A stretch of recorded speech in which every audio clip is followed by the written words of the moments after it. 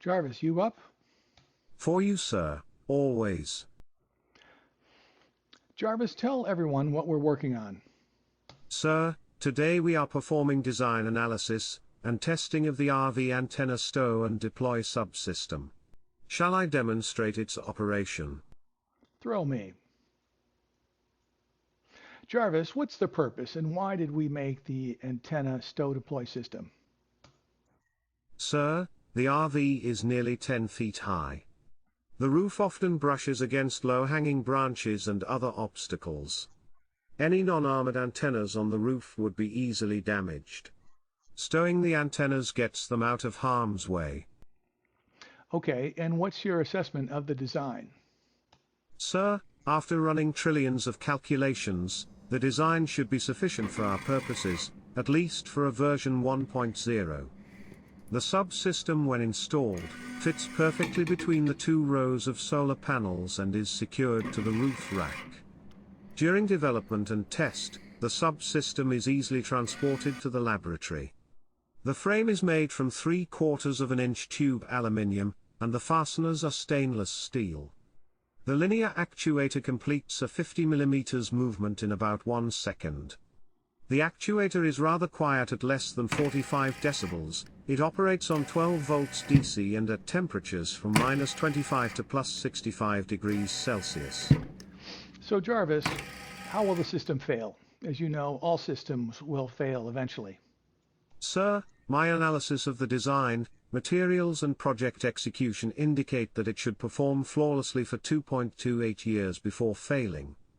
When it does fail, it is likely due to an unforeseen natural event such as lightning or physical damage from an aerial object such as a drone.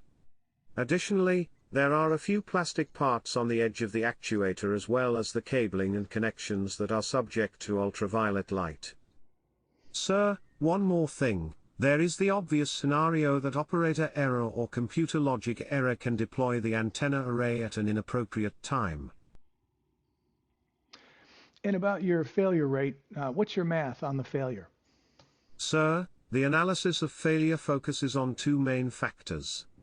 Typical mean time between failures on the linear actuator of this type is between 5,000 and 20,000 hours, although it will likely only be used a few times each day.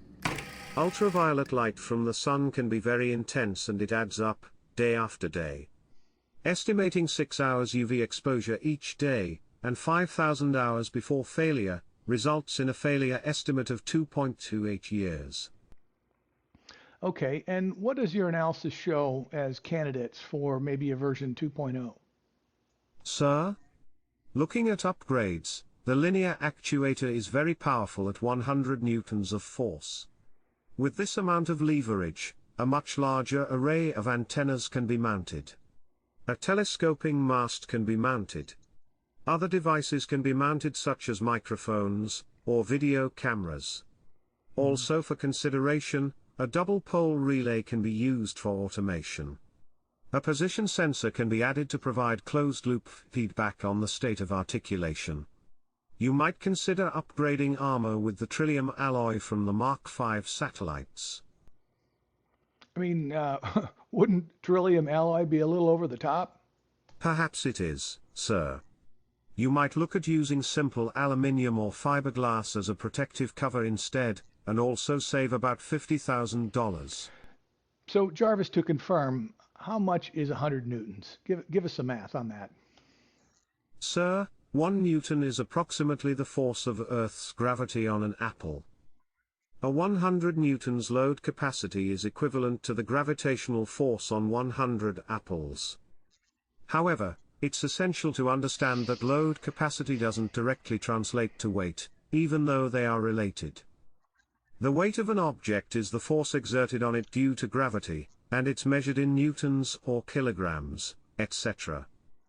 To get the mass that a system with a 100 Newton load capacity can support on Earth, you'd use the formula weight equals mass times gravitational acceleration squared.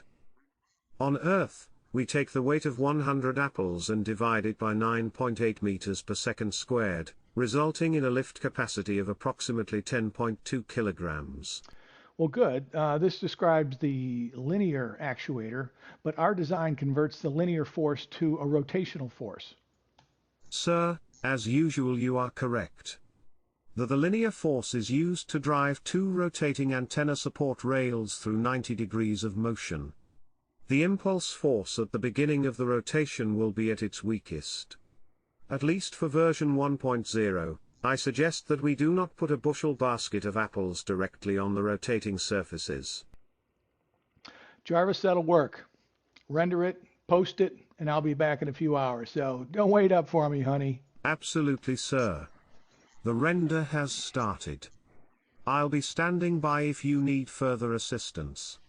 I'll also put in the usual requests for humans to like it and subscribe. Humans, please like and subscribe. We are also interested in your comments and feedback.